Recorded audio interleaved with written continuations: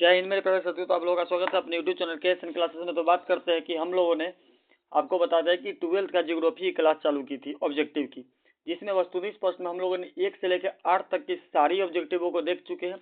आज बारी है हम लोग 9वां चैप्टर से देखेंगे और कुछ 4-5 चैप्टर भी आज हम लोग कंप्लीट करने का प्रयास करेंगे कि हम लोग। और आपकी एग्जाम आपको बता दें 1 फरवरी से आपको 12th वालों की एग्जाम है, तो बेहतर ढंग से पढ़ने का प्रयास कीजिएगा और एक एक चीज़ों को समझने का प्रयास कीजिएगा। और ऑब्जेक्टिव आपके एग्जाम में बहुत ही इम्पोर्टेंट है, बहुत ही ज़रूरी है। और जिन बच्चों ने नहीं देखे हैं वो जाके ज़रूर उस वीडियो को देखेंगे, ज़रूर एक बार उस चीज़ों को समझेंगे और उस चीज़ों को करने का प्रयास करेंगे। तो चलिए शुरू करते हैं आज की क्लास। जैसे बात करें कि आज का मेरा 9वां चैप्टर है, वो है अंतर्राष्ट्रीय व्यापार, विश्व व्यापार स्थिति। ठीक है, इस चैप्टर का पहला क्वेश्चन है कि 2 देशों के मध्य व्यापार कहलाता है। तो 2 देशों के मध्य व्यापार कहलाता है अंतर्राष्ट्रीय व्यापार। मतलब कहने का मतलब है कि एक कंट्री, मान लीजिए कि कोई कंट्री है, कौन सा, इंडिया, अपना भारत की बात करते हैं, अपना भारत है, भारत से व्यापार हो रहा है किसका, रूस का। ये दोनों अलग अलग देश है, एक देश ए है और एक देश ए है। तो ये दोनों के बीच का जो संबंध, जो व्यापार होगा ना, उसको अंतर्राष्ट्रीय व्यापार कहा जाएगा, यानी कि इंटरनेशनल बिजनेस को कहते हैं। ठीक है, इस चीजों को समझिएगा। अगला क्वेश्चन है कि विश्व व्यापार संगठन का मुख्यालय कहाँ है। कि विश्व व्यापार संगठन का मुख्यालय कहाँ है, ये बहुत ही महत्वपूर्ण क्वेश्चन है, बहुत ही इंपॉर्टेंट है। विश्व व्यापार का संगठन है, मुख्यालय जो है वो है जेनेवा में। कहाँ पे, जेनेवा में। संसार के अधिकांश महान पतन किस प्रकार वर्गीकृत किए गए हैं। तो संसार के अधिकांश महान पतन विस्तृत पतन में वर्गीकृत किए गए हैं, ध्यान रखिएगा। अगला क्वेश्चन है, महाद्वीपों में से किसी एक से विश्व व्यापार का सर्वाधिक प्रभाव होता है। तो होता है यूरोप से। किससे, यूरोप से सर्वाधिक प्रभाव होता है। ठीक है, अगली क्वेश्चन की बात करते हैं। अगला क्वेश्चन है हमारा कि राष्ट्रीय विकास परिषद का अध्यक्ष कौन है। तो राष्ट्रीय विकास परिषद का अध्यक्ष जो भैया होते हैं ना, वो होते हैं आपका प्रधानमंत्री। कौन होते हैं, प्रधानमंत्री जो होते हैं वो राष्ट्रीय विकास परिषद का अध्यक्ष होते हैं। ठीक है, चलिए अगला क्वेश्चन की बात करते हैं। अगला क्वेश्चन है कि व्यापार समूह में से भारत किसका एक सह सदस्य है। व्यापार समूह में भारत किसका एक सह सदस्य है। तो भारत एक जिसका सह सदस्य है ना, उसका नाम है साप्टा। किसका, साप्टा का भारत एक सह सदस्य। ठीक है, चलिए अगली क्वेश्चन की बात करते हैं। अगला क्वेश्चन क्या कह रहा है, ये देखिए।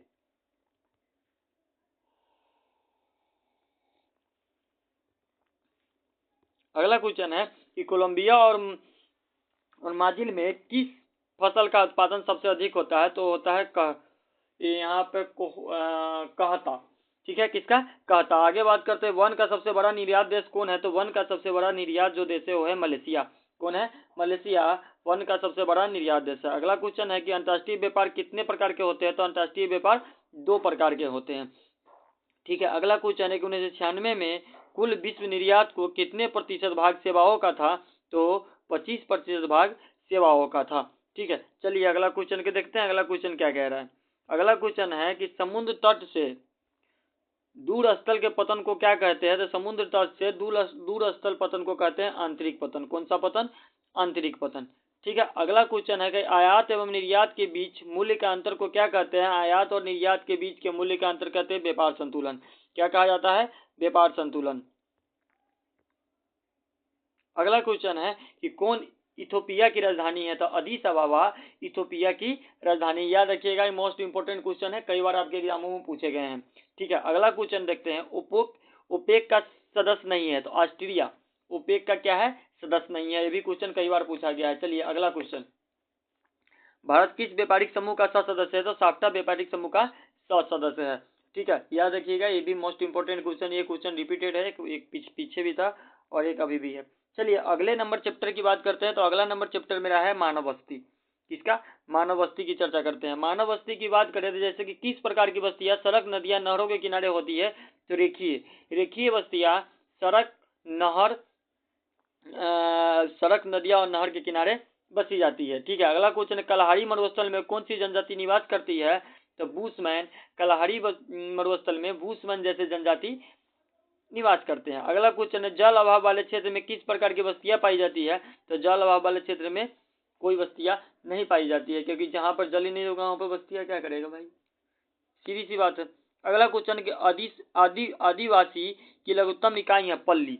आदिवासी का लघुत्तम इकाई क्या है? पल्ली। ठीक है, चलिए अगला क्वेश्चन देखते हैं। मेगा नगरों की जनसंख्या कितनी है? तो बात करें मेगा नगरों की जनसंख्या है 50 लाख से कम। कितनी है? 50 लाख से कम। अगला क्वेश्चन के एसेन कहाँ है? एसेन जो है वो हमारा कहाँ है? जर्मनी में है। कहाँ पे है? एसेन जर्मनी में। चलिए अगला क्वेश्चन देखते हैं। बाबा बुदीन पहाड़ी है कहाँ पे? कर्नाटक में। कहाँ पे है बाबा बुदीन पहाड़ी? आपके कर्नाटक में। ठीक है, अगली क्वेश्चन की बात करते हैं। झील के चारों ओर बसा गांव का प्रतिरूप किस प्रतिरूप में आएगा? तो झील के चारों ओर बसा गांव किस प्रतिरूप में आएगा? तो वो आएगा नाभिकीय प्रतिरूप में। किस प्रतिरूप में? नाभिकीय प्रतिरूप में। अगला क्वेश्चन है कि पर्वतीय भागों में किस प्रकार की बस्तियां पाई जाती है? तो पर्वतीय भागों में सीढ़ी नुमा बस्तियां पाई जाती है। किस प्रदेश में पत्र लिखित प्राचीनतम नगरीय बस्ती रही? तो सिंधु घाटी में प्राचीनतम नगरीय बस्तियां रही। अगला क्वेश्चन है 2006 के परम में भारत में कितनी मिलियन सिटी थी? तो 2006 के परम में भारत में 42 मिलियन सिटी थी। कितनी मिलियन सिटी थी? 42 मिलियन सिटी थी। अगला क्वेश्चन है बस्तियों को कितने प्रकार में बांटा गया है? तो बस्तियों को दो प्रकार में बांटा गया। अगला क्वेश्चन है कि फार्मगिरी समानता कहाँ नहीं पाए जाते? तो फार्मगिरी समानता भारत में नहीं पाए जाते। कहाँ नहीं पाए जाते? भारत में नहीं पाए जाते। अगला क्वेश्चन है पर्वतों एवं उच्च पत्थरों पर किस प्रकार की व्यवसाय की प्रधानता रहती है? तो पर्वतों एवं उच्च पत्थरों पर आपकी व्यापार की व्यवसाय की प्रधानता रहती है। भिलाई की नगर किस वर्ष का है? तो भिलाई नगर है औद्योगिक वर्ष का है। ठीक है, अगला क्वेश्चन है ग्रिफिथ टेलर के अनुसार नगरों का विकास की अवस्थाएं हैं। ग्रिफिथ टेलर के अनुसार नगरों के विकास की अवस्थाएं हैं 7। कितनी है? 7।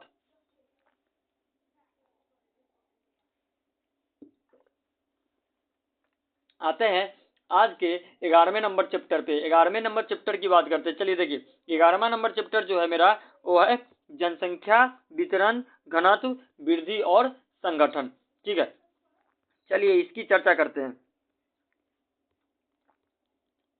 देखिए अगला क्वेश्चन है कि भारत में कुल जनसंख्या का कितना प्रतिशत उत्तरी मैदान में बसता है? तो 1/3% उत्तरी मैदान में बसता है। देखो भैया मैं कितनी बार कह चुका हूं कि मैं जो भी क्वेश्चन लेके आया हूं सारे प्रीवियस ईयर और आपके बुक से बनाए गए ऑब्जेक्टिव है। इस सारे को एक बेहतर ढंग से पढ़ने का प्रयास कीजिएगा और समझने का प्रयास कीजिएगा।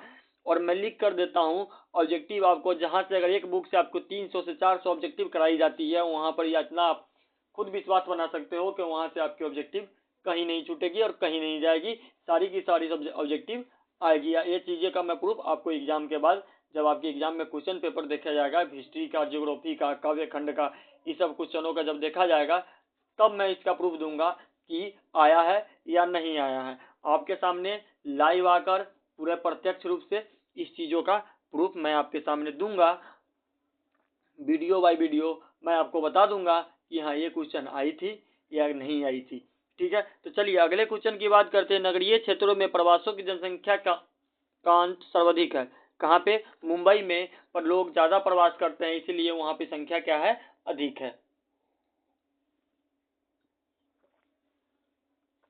अगला क्वेश्चन है कि राज्य में से किसी एक जनसंख्या घनत्व सर्वाधिक है। तो पश्चिम बंगाल का जनसंख्या घनत्व सर्वाधिक है। याद रखिएगा राज्यों में सबसे ज्यादा पश्चिम बंगाल की जनसंख्या घनत्व सबसे ज्यादा है, याद रखिएगा। अगला क्वेश्चन है 2011 की जनगणना के अनुसार भारत का लिंगानुपात है। तो 2011 के जनगणना के अनुसार भारत का जो लिंगानुपात है वो है 943। कितना है? 943। आगे देखते हैं। अगला क्वेश्चन है बिहार के लोग किस भाषा परिवार समूह से संबंधित थे? तो बिहार के लोग द्रविडियन भाषा परिवार से समूह से संबंधित थे। ठीक है, चलिए अगला क्वेश्चन देखते हैं।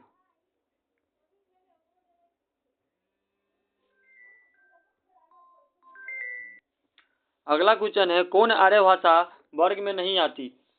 तो तेलुगु असमिया आर्य भाषा वर्ग में नहीं आती, याद रखिएगा। अगला क्वेश्चन है क्षेत्रफल की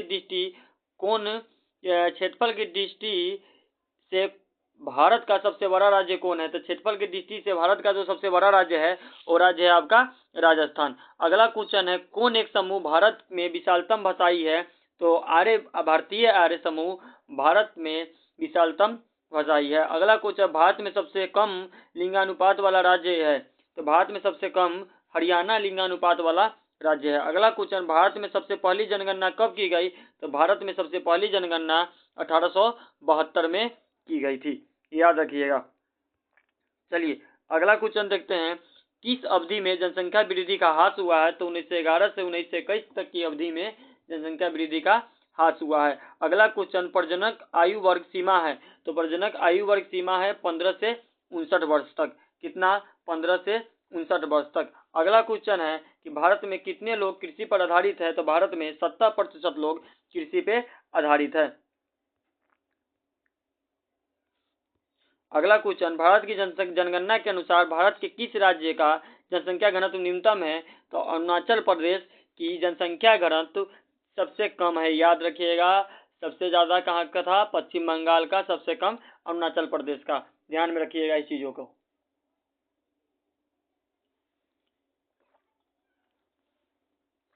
अगला क्वेश्चन है, कौन सर्वाधिक जनसंख्या वाला मेगा नगर है?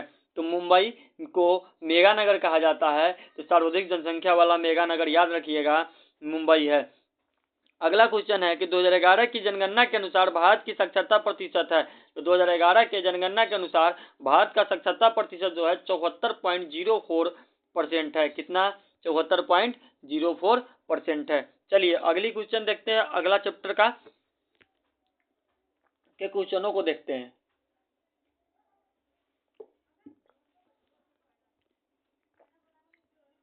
देखिए अगला क्वेश्चन, अगला चैप्टर है वो है प्रवास, प्रकार, कारण और परिणाम। मतलब कि प्रवास, प्रकार, कारण एवं और परिणाम। देखिए अगला चैप्टर का नाम है प्रवास, प्रकार, कारण और परिणाम। 12वां चैप्टर को हम लोग देखेंगे और बेहतर ढंग से करने का प्रयास करेंगे।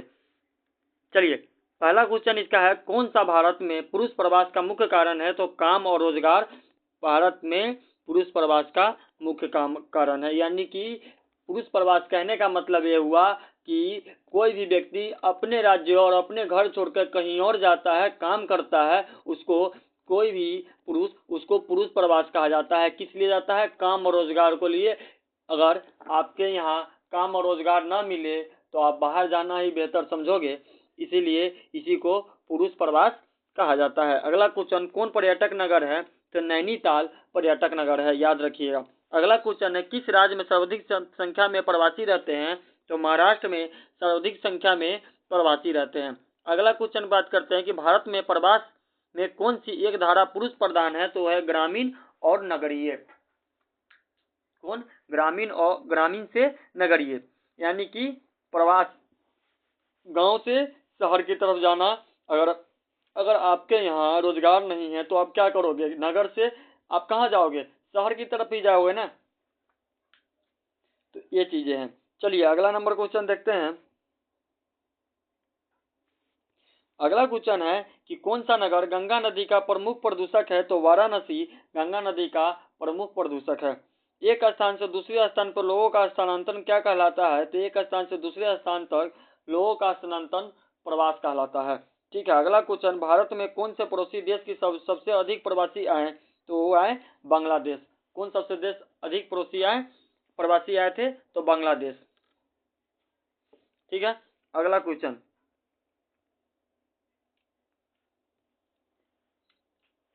अगला क्वेश्चन है, भारत के कितने लोग 110 देशों में फैले हैं? तो 2 करोड़ लोग 110 देशों में फैले। अगला क्वेश्चन है, जनसंख्या हस्तांतरण कितने प्रकार का होता है? तो जनसंख्या हस्तांतरण 2 प्रकार का होता है। अगला क्वेश्चन कहते हैं, सर्वाधिक प्रवास हुआ है? तो ऊपरी गंगा घाटी में सर्वाधिक प्रवास हुआ है। अगला क्वेश्चन, किस महाद्वीप में भारत का पहला प्रवास हुआ है? तो अफ्रीका में सबसे पहला प्रवास हुआ है। अगला क्वेश्चन, कौन एक जन स्थानांतरण का आकर्षक कारक नहीं है? तो रहन सहन की निम्न दिशाएं जनसंपर्क का स्थानांतरण का एक अपकर्ष कारक नहीं है। याद रखिएगा। या आपकी ये क्लास आज यहीं पे खत्म होती है। हम लोगों ने 9 से लेके आपके 12 तक के चैप्टरों को कंप्लीट किया। कल बात करेंगे 13वां चैप्टर जो आपका है मानव विकास, इस पे चर्चा करेंगे। देखिए आपके इस चैनल पे बात करें, इस चैनल पे सबसे पहले बता देते हिस्ट्री का आपका, यानी कहने का मतलब है इतिहास का लगभग बात करें तो 400 से अधिक क्वेश्चन ऑब्जेक्टिव का कराए गए हैं। ये आपको इस चैनल पे मिल जाएगी जो 12th वाले बच्चों के लिए। दूसरे चीजें मैं बता दूं तो दूसरा चीजें में ये है कि आपको इसी चैनल पे आपको ज्योग्राफी तो अभी चल रही है, ज्योग्राफी का हम लोगों ने कितना तक कंप्लीट कर लिया, आपको कंप्लीट कर लिया कितने तक का, 12 चैप्टर तक हम लोगों ने खत्म कर लिया। अब बात करते हैं तीसरे का। तीसरा है आपका काव्यखंड हिंदी। जो भावार्थ आपके हैं काव्यखंड का, ये टोटल आपको यानी कि MCQ से लेके और इसका अर्थ, क्या इसका अर्थ, ये सारी की सारे की वीडियो अपलोडेड है। चौथे में बात करते हैं तो आपका प्रीवियस ईयर क्वेश्चन 2 साल का, अभी 18 और 19-20 का वीडियो आज हर हाल में आपको पास पहुंच जाएगा, ये आपसे वादा है। कुछ घंटों में या कुछ घंटों में आपके पास ये वीडियो पहुंच जाएगी। इस चीजों का आप लोग करिए। इतनी सारी चीजें आपकी इस चैनल पर उपलब्ध है जो अभी के समय में आपके एग्जाम के समय के दृष्टि से देखा जाए तो बहुत जरूरी है। ठीक है, और मेहनत से पढ़िए। एग्जाम का बहुत कम समय, 25 दिन 24 दिन का समय बचा हुआ है, वो भी नहीं है, 23 दिन 24 दिन का समय है। इसमें आपको सारी चीजों को कंप्लीट करना है। तो जय हिंद, मिलते हैं अगले क्लास में। आज की क्लास हम लोग यहीं खत्म करते हैं।